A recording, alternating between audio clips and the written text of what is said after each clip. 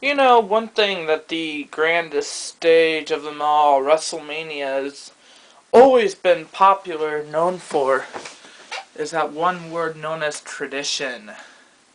Um, and one tradition that always stays the same throughout WrestleMania is the night before with the Hall of Fame induction ceremony. More on that in a minute. But first of all, hi, thanks for your patience in waiting for the delay, but welcome to John's Wrestling Views. I am John. Thanks for tuning in once again. Um, Great week in wrestling this last week. Starting, um, everything actually just seemed to catch my eye as the road to WrestleMania is getting closer and closer. We are very well on the road to WrestleMania, I would say. And TNA has opened their eyes. I know I mentioned on that a few times in the last few weeks how are they supposed to keep up with WWE in their biggest time of year. I think they're starting to do just that. Uh, Royal Rumble's getting closer and closer, so more and more storylines and everything else are definitely picking up. Starting with Raw on Monday, CM Punk putting the new Nexus through initiations. Some of the most unheard of things. We saw Michael McGillicuddy suffer the wrath of every single member of Nexus's finishing moves. Saw Husky Harris get whipped with a leather strap by each and every member of Nexus, including CM Punk, of course. And then we saw David Otunga have to stand up to the Big Show alone, defenseless, and let Big Show do his work after he slapped Big Show.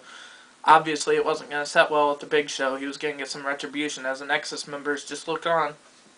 But when Punk told Justin Gabriel and Heath Slater to each grab a kendo stick and cane each other as hard as they could until CM Punk says stop, guess that crossed the line as both Gabriel and Slater walked away from it, no longer being a part of this new Nexus apparently. And then CM Punk fooling everybody by saying he was going to jump from the top of the Titantron, making himself the ultimate sacrifice when clearly he had a harness on and everything.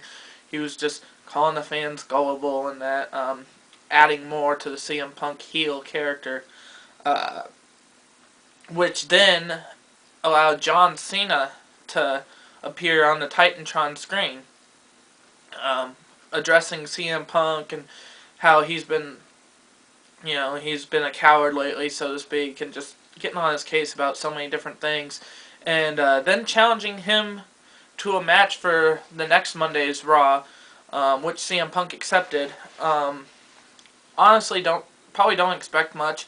These two are supposed to rival through WrestleMania, so I'm guessing come tonight's Raw, we'll see some sort of disqualification or something, Nexus interference, typical Nexus member versus John Cena match, as their rivalry will continue to develop, getting closer and closer to WrestleMania. And then, main event of Raw, Randy Orton and Jerry the King Lawler versus The Miz and Alex Riley.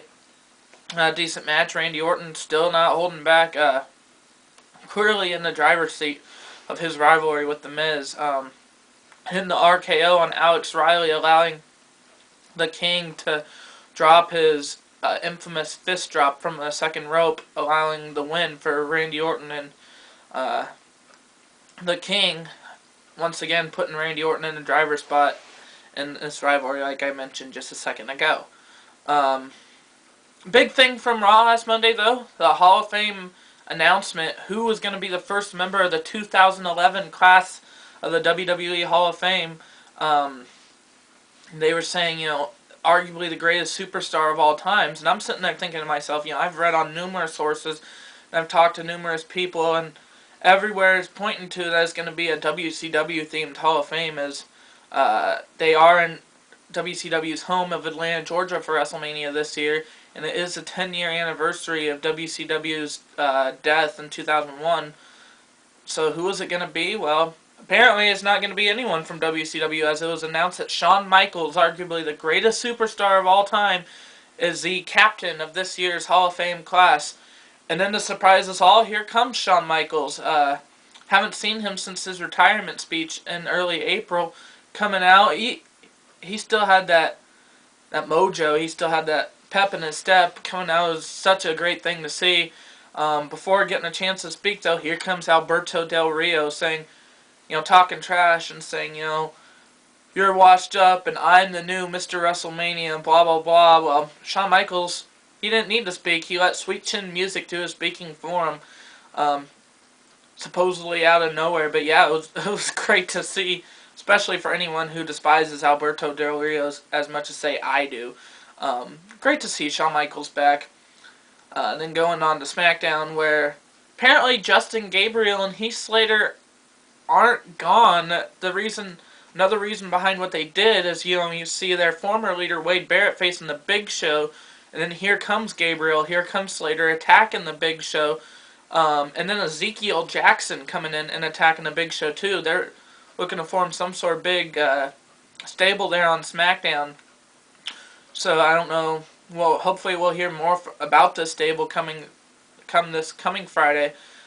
Interesting stable though. Obviously it can't be a Nexus, but it's going to be a good group nonetheless. I have a feeling SmackDown be on notice, so to speak. Edge and Dolph Ziggler, their rivalry is starting to pick up even more, as it's no secret that Edge and Vicky Guerrero were, at least according to storyline, were once married. So to have Vicky Guerrero's ex-husband facing her current boyfriend in a rivalry, they should be able to put on a decent match at Royal Rumble, I'd say. But like I said, expect Edge to win that one. I expect a good match from Dolph Ziggler, but I don't see a world title reign with him yet. And speaking of ex-marriages, TNA this last Thursday centered around two things. Jeff Jarrett and Kurt Angle, their rivalry continuing, as Jeff Jarrett is now married to Kurt Angle's ex-wife, Karen Angle, who was brought back to TNA last Thursday as a part of Jeff Jarrett's side, promising a big announcement next week on Impact. Oh, she's going to reveal her side of the whole shebang with herself and Kurt. Kurt's not happy about it. I guess let's see what happens. And then the other big thing on Impact, the Hardy Boys are reunited now, both a part of Immortal. Mr. Anderson's a new world champion, and Rob Van Dam still wanting his hands on Jeff Hardy, so he put him in a tag team match. A decent match. Anderson was bloody for the whole match from an altercation that happened backstage at the beginning of the show, which was kind of weird, but ended in Immortal getting the upper hand, cheating to win, with the referee down, and then all of Immortal and Fortune coming out and attacking Van Dam and Mr. Anderson in the end. The thing that was really noticeable, though, they're gearing up to this big show on February 3rd, where it'll be the rematch between Anderson and Jeff Hardy for the TNA World Heavyweight Champion. And this new guy, apparently Amazing Red's brother, I guess his name is Crimson, attacked Abyss and said they are coming on February 3rd to take out all of Immortal. So once again, bringing up this whole they story. Who's that? Who knows? I mean, it's interesting now. TNA is starting to build themselves up on this silly storyline again. My guess is maybe it's Kevin Nash and Sting are starting to form a big function to help out, or a stable to help out Dixie Carter take out Immortal, who tried taking her out. TNA's getting interesting. WWE's getting interesting. Great time to be watching wrestling. Thank you for tuning in. I'm John. Have a good week.